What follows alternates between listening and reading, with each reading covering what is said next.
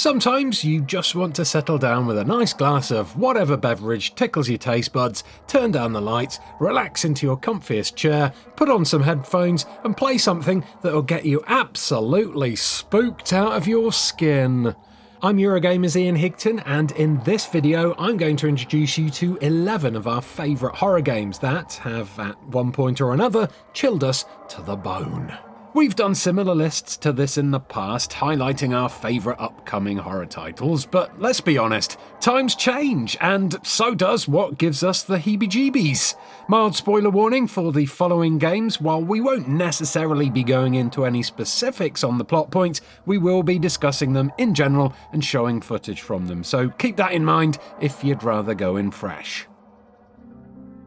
Starting off this list with its oldest member, it should be no surprise to fans of the horror genre that Silent Hill 2 is getting a nod.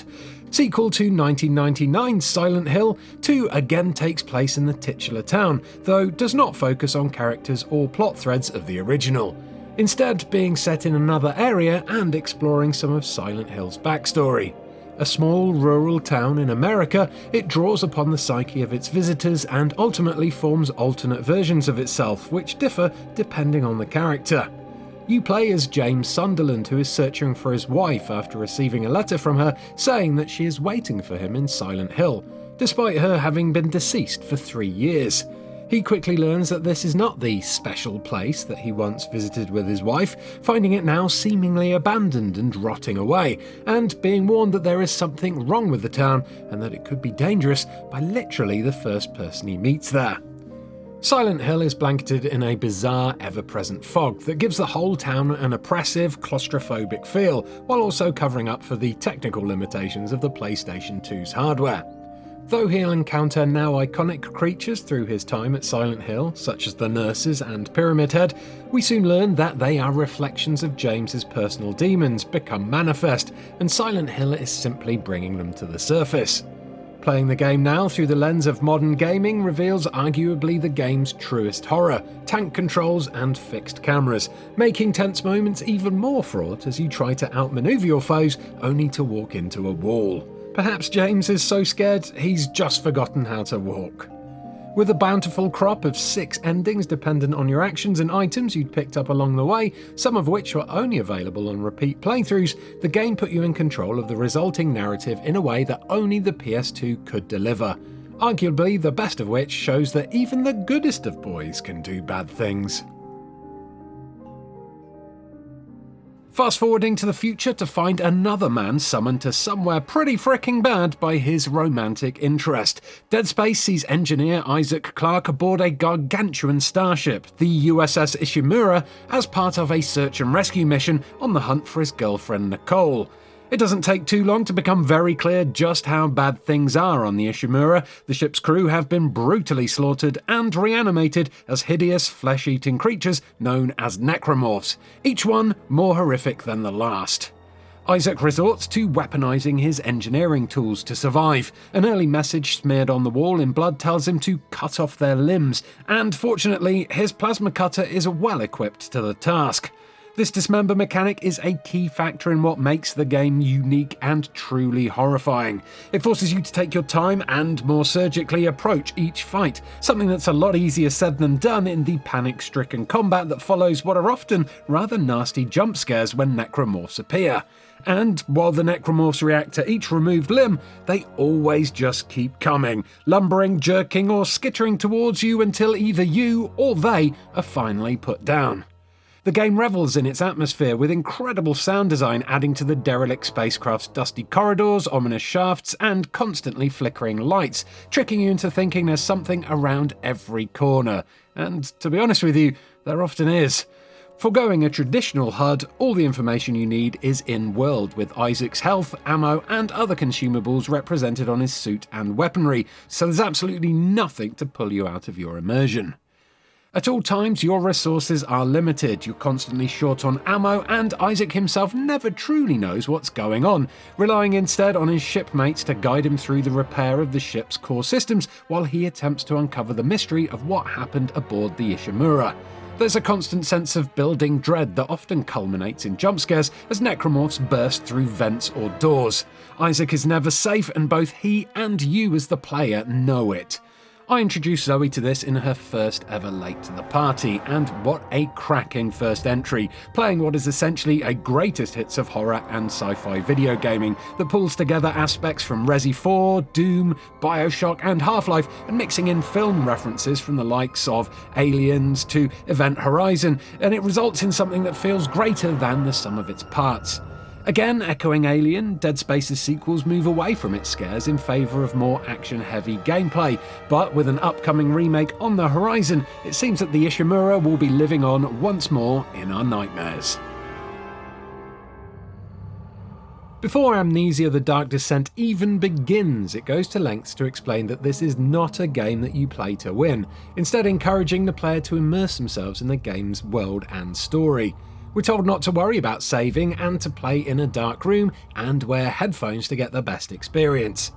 Now, this probably doesn't sound all that special to you lot watching in this millennium's roaring 20s. Indeed, this is how most self-identifying horror game fans would play, but it's emblematic of the larger focus of the game and its wider influence on the games industry. Amnesia paved the way for many games on this list, moving away from a focus on survival and fighting monsters seen in games like Dead Space, and instead internalising the horror, focusing on the corruption of a character's state of mind rather than their flesh. This is something that developer Frictional's earlier titles had also explored, but it is Amnesia, breakout success that it was, that can be praised or cursed for the radical changes to the horror genre that followed. You play as Daniel, a man who has lost his memory. All you know is your name, that you live in Mayfair in London, and that you're being hunted by a shadow. Through the game, you piece together your past while exploring the decaying Gothic castle you've awoken in. As his mental state deteriorates, being brought on by seeing horrors or simply being in the dark, Daniel's vision swims and he starts to hallucinate. You can combat this with light sources which help you recover your sanity, but have the pesky downside of making you more visible to anyone or anything that may be lurking in the castle. Frictional has a true understanding of horror and knows that nothing is scarier than what resides within the player's imagination. So, rather than Amnesia revealing its monsters, it instead feeds your mind with darkness, visual distortion, and terrifyingly exquisite sound design. The Dark Descent may be over a decade old now, and it definitely shows its age in more places than one, but like any good horror monster, it's not one you're going to forget easily. Yet another game where you go somewhere bad to find a loved one, Alien Isolation sees you as Ellen Ripley's daughter Amanda, searching a derelict space station, Sevastopol, for her mother, only to come face to xenomorphic face with the same creature that her mother fought. Once you've crossed paths with the titular alien, it goes on the hunt, with you as its prey. Due to this constant sense of threat and dread that comes from being hunted, Isolation doesn't need to rely on scripted jump scares, though there are a few scripted scenes that'll help set the tone with the alien when you first see it. You can't kill the xenomorph or rely on superior firepower to get you out of trouble, instead building up tension as you work to outsmart and outmaneuver the perfect organism, cowering under desks and in lockers while it attempts to seek you out, all while you hold your breath and pray that the creature moves on. There are other enemies on board too. The majority of the surviving human crew are not happy to have you on board and will try to take you down, often inadvertently alerting the alien in the process. The station's maintenance synths, the Working Joes, will remain neutral to you until you step a foot out of line, but as soon as they spot you breaching station protocol, they will turn hostile, briskly walking towards you in order to incapacitate you like some kind of rubbery Terminator. Ripley is willing to defend herself when needed, but is not a violent person at heart, and if you're playing the game as the devs intended, you'll be staying out of combat and sticking in the shadows for the vast majority of your playthrough. The station itself has been designed to evoke the same retro-futuristic style from the original Alien film, complete with chunky interfaces and CRT monitors lining the walls. And Sevastopol's interior has been meticulously crafted to precisely mimic the biology of a xenomorph, just like the movie series did.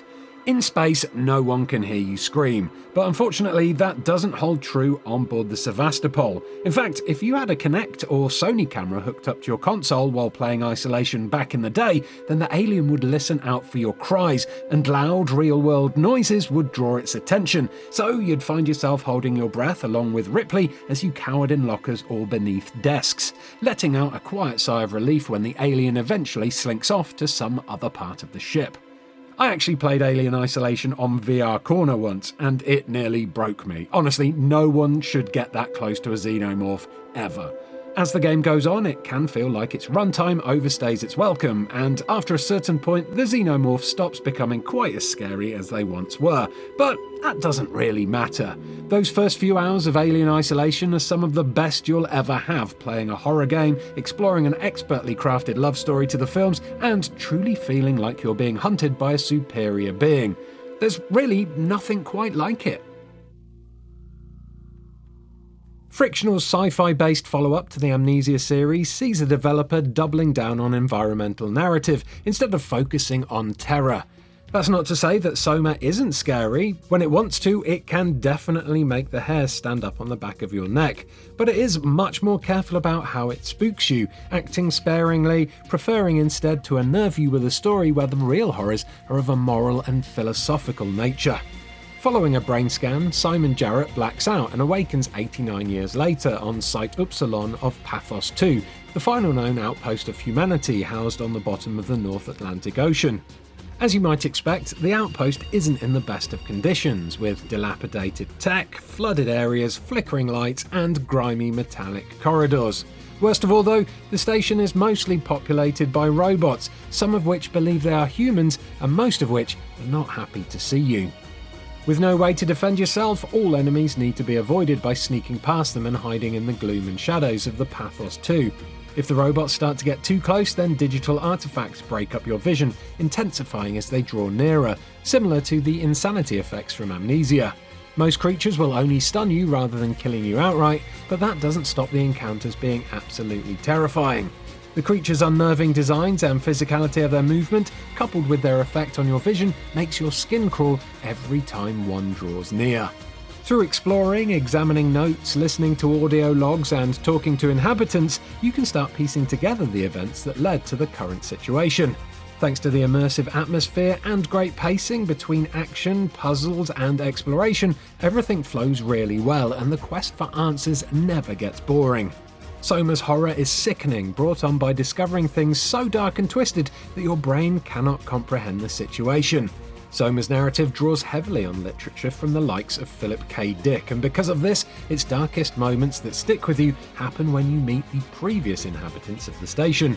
Once human but now trapped inside dying robotic bodies, these poor souls are almost unaware of their plight, and on more than one occasion, you'll be left having to make seriously troubling ethical quandaries that are never easy to live with and stay with you after you leave the game. Okay, so technically this one isn't really a game, but you can play it, assuming you downloaded it before it was unceremoniously ripped from the PlayStation Store, and it's definitely horrific. Simultaneously announced and released on the 12th of August 2014, PT immediately sent ripples through the gaming community. Players around the world obsessed over the demo, and still to this day argue over the correct way to trigger its ending. Not to mention all of the fan-made remakes of PT, many of which have VR support, that keep its spirit alive long after its PSN store listing has passed. You awaken in a room joining an L-shaped corridor with nowhere to go but forward, so you march on through. Upon reaching the end of the corridor and exiting the door, you're looped around back to the start, beginning your progress again. You have no weapons, and the only actions available to you are to walk and to zoom in the camera. Interacting with certain items in the right way as you explore the corridor will then trigger the next incarnation of the corridor on your next loop, twisting its contents and revealing more of the narrative. This is a source of PT's terror and dread, never quite knowing what could be around the next corner or waiting for you in your next loop. It isn't forthcoming with plot points or on what to do next, relying on your imagination to fill in the blanks, piecing together the story from photographs, blaring radio announcements, and hidden inhabitants of the corridor. That's not to say that everything scary about PT is in your head though. A malevolent presence called Lisa haunts the corridor, and she doesn't want you there. She watches and stalks you as you pace around and around, occasionally pouncing on you and resetting your current loop. Upon finally escaping, a trailer reveals that PT is a playable teaser for a new game in the Silent Hill series, Silent Hills, to be directed by Hideo Kojima and master of filmic terror Guillermo del Toro, with creature design from horror manga artist Junji Ito and starring a pre-Death Stranding Norman Reedus.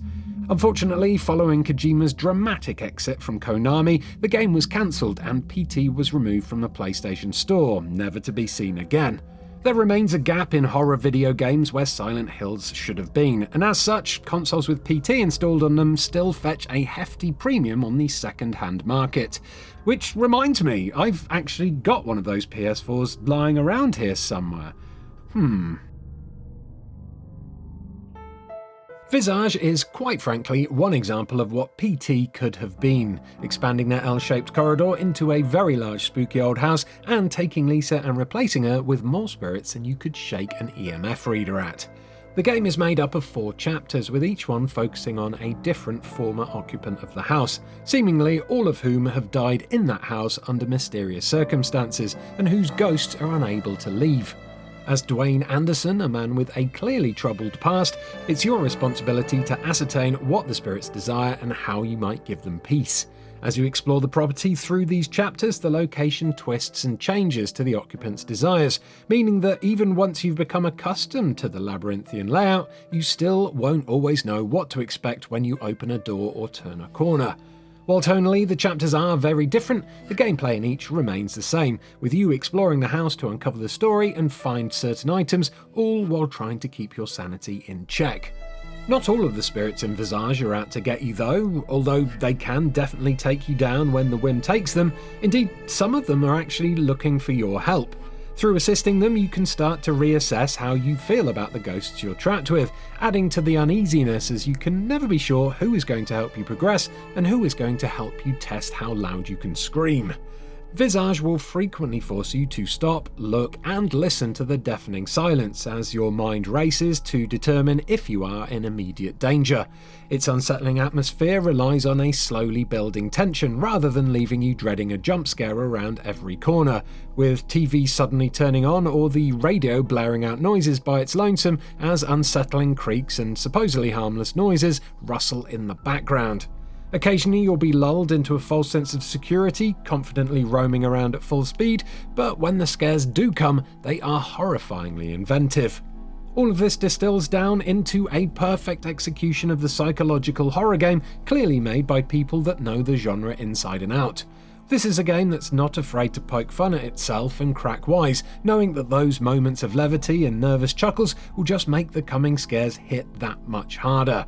It truly is a shame that we'll never get to see the game that PT was meant to be, but Visage is a worthy successor. All Outlast wants to do is make you feel as scared and uncomfortable as possible for the entirety of its runtime. When player character Miles Upshur first arrives at Mount Massive Asylum after having received an anonymous tip that bad things were happening to the patients there, you're able to explore the sinister building with the lights on and in relative safety, ramping up the dread as you approach the game's first big scare.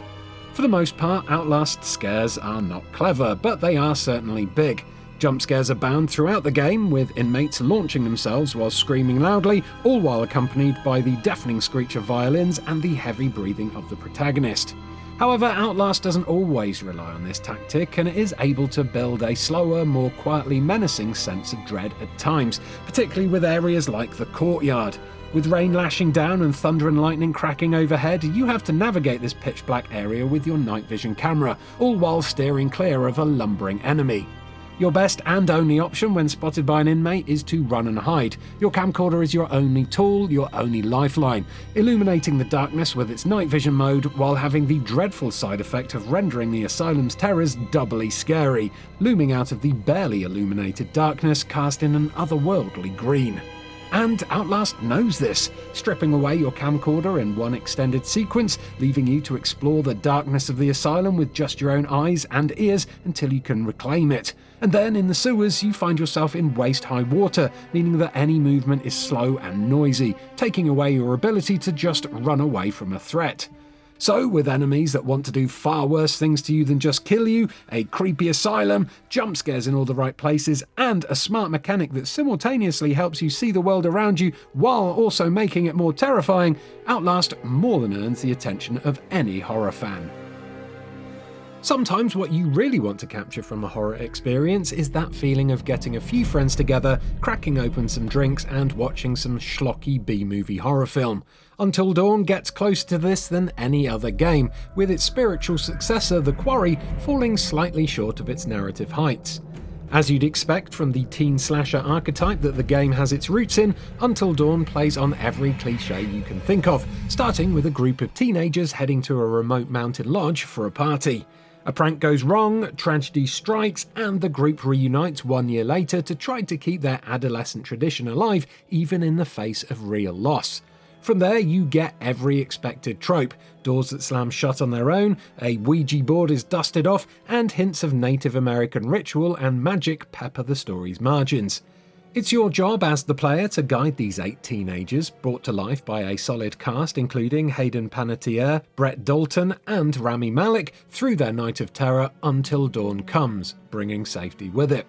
The game is split down into 10 chapters in total, each of which sees you take control of multiple characters and making multiple decisions, with the story altering depending on what you do and what relationships you develop or harm. Each chapter culminates with a fourth wall-breaking section where a psychiatrist, played by Peter Stormare, addresses the player directly, analysing their fears. Until Dawn is very good at hiding the rails and strings that keep the plot together, with the impact of many choices kept opaque until hindsight makes them clear. Every character can die, it seems, and it's only once you reach the end credits and look back over the butterfly effect chart, which documents your crucial decisions and their eventual payoff, that you really appreciate how many routes there are to the ending. While not as scary as most of the other games on this list, Until Dawn earns its spot through its deep love of horror, reveling in tropes and references and winks to the genre, all the while being a ridiculous amount of fun. You will laugh as much as you scream with Until Dawn, and unlike everything else on this list, you'll get even more out of it if you play with friends, making decisions together and balancing the fate of the characters between you. I love playing horror games in virtual reality. They are the most immersive of all VR experiences, with those layers of fear forcing you to focus on the illusion, allowing you to forget all about the screen strapped to your face and drift into a horrific new reality. The Persistence treated me to one of the scariest experiences I've had in a video game to date, a section reminiscent of Dallas crawling into the ventilation system in search of the xenomorph in Alien. The first few hours of the game are equally terrifying though, with jump scares and a growing sense of dread keeping you on the edge of your seat at all times. Stranded, malfunctioning, and caught in the pull of a black hole, the Persistence is a procedurally generated spaceship teeming with horrors, and you must navigate your way through 5 dark and gloomy decks in order to activate the ship's star drive. You play as a clone of the ship's security officer, Zimri Ida, who's been brought back from the dead by Serena Kareem, the ship's engineer and sole survivor of the catastrophe. The only thing that stands in the way of saving the starship is an array of clone-printed monstrosities, constantly replenished by the ship's malfunctioning clone printer. If any encounter with these foes proves fatal, Zimri's consciousness is uploaded to a new host body, ready for the next attempt. In true roguelike fashion, upon awakening in a new cloned body, the layout of the starship will have changed, meaning new horrors are around new corners on every single run. While the Persistence may not have been the best looking PSVR game out there on launch, a recent PS5 upgrade has boosted the visuals and made this already immersive experience even more pant-poopingly atmospheric. And on top of that, the audio has always been excellent, which helps make the game world feel authentic and believable. Occasionally, loose panels will spark with electricity and clatter to the floor with a heart-stopping bang. Skittering footsteps and distant wails will echo behind you, causing you to stop dead in your tracks. Even the subtler sounds serve to unsettle you, like the noise of slow-pumping machinery that's reminiscent of an old man's ragged breathing. And there's good news for all you jealous non-VR owning horror fans out there too. A couple of years ago, developer Firesprite released a complete edition of The Persistence that brought a flat-screen version of the game to Xbox, PlayStation, PC, and even the Switch. This pancake build may not have gone down as well as the VR version, but it still has its moments, especially if you like roguelikes. And if you're wondering, the PC release has also had VR support since the summer of 2020, so that means even more people can experience the terror of that twisted ship. Overall though, it's clear that Firesprite took a lot of care and attention in crafting the perfect VR horror experience, and the roguelike gameplay extends the scares to make the Persistence a far meatier experience than your average VR title. It's one that you may have missed, but it's one that you should definitely pay attention to. You knew it was coming as soon as you saw this video's title, because it's no secret how much Resident Evil Village got its claws into us following the release in spring 2021. Village is a direct sequel to 2017's Resident Evil 7. Having survived the events of Dolby, Louisiana, Ethan Winters and his wife Mia have relocated to Europe to start a new life with their baby Rosemary. Within minutes of the game's opening, Chris Redfield takes it upon himself to shatter this idyllic peace, shooting Mia and abducting father and child. After their transport vehicle crashes, Ethan is stranded in the titular village, trying to track down Rosemary before they fall victim to its twisted inhabitants. Village delights in slow build-ups to moments of horror, allowing you to explore and solve puzzles at your own pace before dropping you into moments of true danger. The game sees a refreshing turn away from the traditional Umbrella high-science horror of viruses and man-made creatures of Resi's past to something more gothic, where at the heart of the horror there's simply a mad scientist who's happy to experiment in some crypts. Accompanying this, we see a return to a more campy horror of the old Resident Evil games. This extends to the gameplay as well, which draws a lot from Resi 4, with a balance of action and puzzle-based scenarios. There are some incredibly strong moments in Village, especially in the opening few hours, with Castle Dimitrescu offering up some great gothic monster treats and characters. We've all seen Lady D in her humongous glory, of course. It's House Beneviento, however, that cements this game's place in history. It's an incredibly creepy, rewarding, extended escape room that ends with one of the best reveals the series has ever seen.